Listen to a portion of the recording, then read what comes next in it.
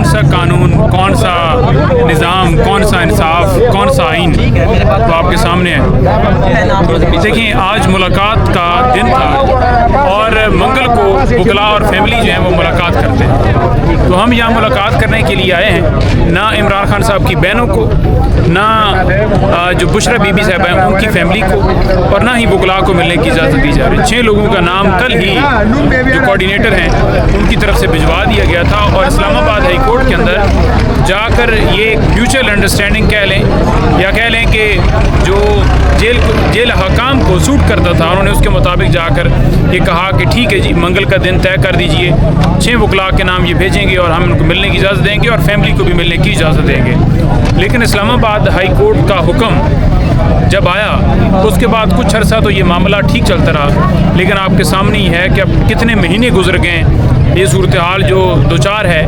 और उसमें अगर आप रफ़्का की बात करें तो वो मेरा ख्याल में कोई 10 महीने हो गए होंगे कि खान साहब से उनके रफ़्का यानी सियासी लोग जो हैं वो नहीं जाकर मिल सके और वकला की मुलाकात जो है आपने कोई वो भी नहीं हो रही। वहाँ पे दायर किया है? बिल्कुल जी, हमने वहाँ पर कॉन्टेम्प्ट पटिशन दायर की है, मेरी तरफ से भी हुई है, दीगर लोगों की तरफ से भी हुई है, बहनों की तरफ से भी हुई है।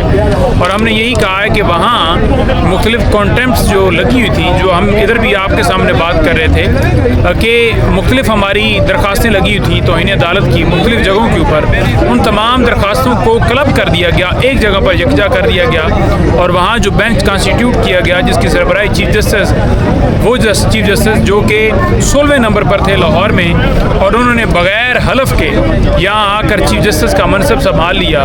उसकी रीज़न ये थी कि ताकि इंसाफ के दरमियान जो है रुकावट डाली जाए, तो उनके सामने और दीगर उनके साथ जजेस थे, उनके सामने ये मामला गया और उन्होंने इसके ऊपर फैसला दिया कि ये तमाम लोगों की मुलाकात जो है वो जो एक SOPs तय हुए उसके मुताबिक कराई जाएगी और जो बंदा भी एग्रीव्ड होगा वो यहाँ आकर रजू करेगा। तो हमने रजू किया है। तौहीन अदालत की दरख्वास्तें नहीं लगाई जा रही, तौहीन अदालत की दरख्वास्तों के ऊपर समाअत नहीं हो रही। उसकी रीज़न यही है कि 26वीं तरमीम के बाद अब अदालतों के पास इतना इख्तियार भी नहीं रह गया कि वो लोगों को इंसाफ फराहम कर सकें, केसेस को लगा सकें, कोई उसमें अपना हुक्म दिया हुआ हो तो उसके ऊपर अमल दरामद के लिए कोई कार्रवाई को लेकर आगे बढ़ सकें।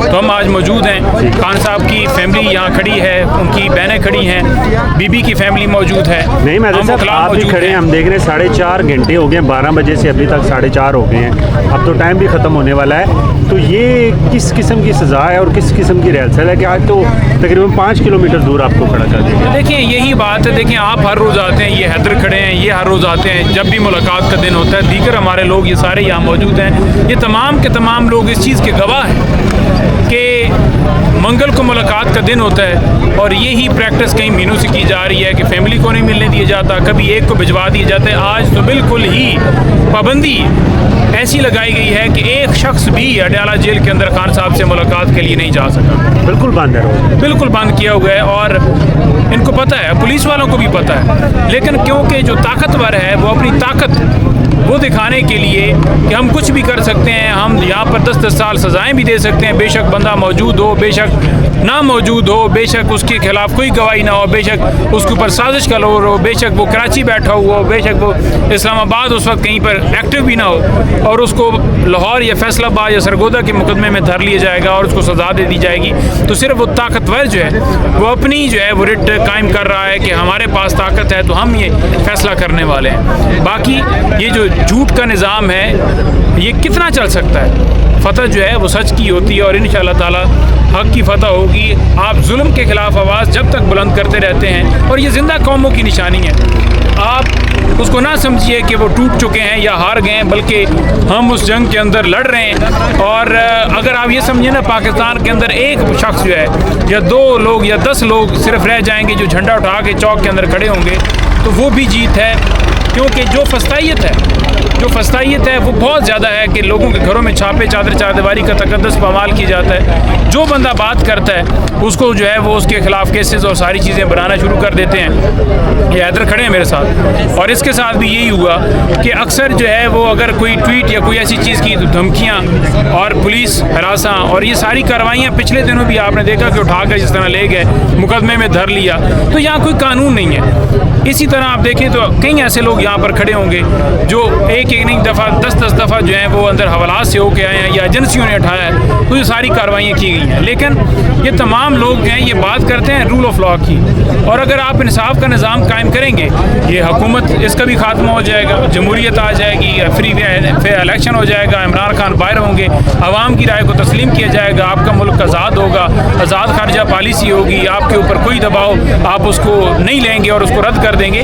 तो रूल ऑफ लॉ से इनकी जो टांगें हैं, जो इनका दिल है, जो इनकी आंखें हैं, जो इनका जिस्म है, वो दुखता है, क्योंकि रूल ऑफ लॉ ये चाहते ही नहीं है। इन्होंने जितना पैसा, जितना माल बनाया हुआ है, वो क्योंकि जो हजम किया हुआ है वो देना पड़ेगा कौम को, तो इसलिए ये कहते हैं कि रूल ऑफ लॉ की बात ना किया जाए। कारकुनान का जज्बा कैसे देखें? ये देखिए पीछे से तस्वीर लेके आ गए हैं, अभी उधर अम्मा जी जो है वो खड़ी थी, ये ऊपर आपकी तस्वीर उन्होंने आगे लगा दिया खान साहब। बिल्कुल, ये पाकपतन से हर दफा आते हैं और कई लोग यहाँ पर रहीम यार खान की वैन गुजरी है, वो भी नारे इमरान खान के लगा रहे हैं। तो ये मोहब्बत है लोगों की इमरान खान से, क्योंकि लोग चाहते हैं इमरान खान साहब, लोग उन्हें पसंद करते हैं। उन्होंने 8 फरवरी को साबित किया। अगर किसी को शक है तो इस्लामाबाद से एक हल्के से इलेक्शन नवाज शरीफ को लड़ा दें, और एक तरफ से मैं किसी एक शख्स को इसको ही खड़ा कर देता हूँ जो इमरान खान का उम्मीदवार होगा, ये भी उसको भारी मार्जिन से हराएगा, चैलेंज कर। तो बात यह है कि इनके पास कोई ना अखलाकी, ना कोई इनके पास लीगली मोरालिटी ख़त्म हो चुकी है। तो जब इंसाफ का इस तरह से हाल किया जा रहा हो, तो फिर आपके पास यही रास्ता बचता है कि आप निकले सड़कों पर, आप एहतजाज करें, जो कि हम कर रहे हैं और हमने आगे भी करना है। और ये एहतजाज जो हमारी जदोजहद है ये जारी रहेगी, ये रुक नहीं सकती। Thank you so much.